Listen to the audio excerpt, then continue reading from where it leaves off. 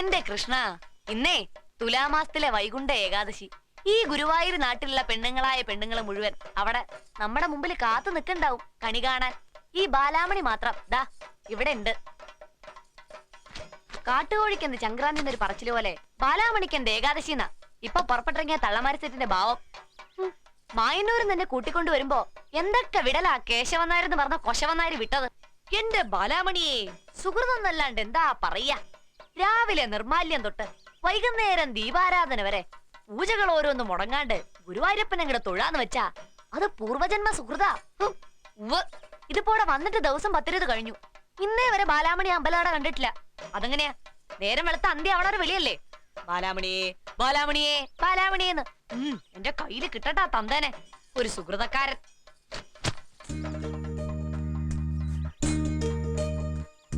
നമ്മള് വലിയ അത്ഭുതങ്ങളൊക്കെ കാണിക്കണ ആളല്ലേ. എന്നെ ഒന്ന് അങ്ങോട്ട് വിളിപ്പിച്ചൂടെ ആ അമ്പലനടയിലേക്ക്? എന്തേ? എന്തു പറഞ്ഞാലും ഒരു കള്ള ചിരിയും നോട്ടും.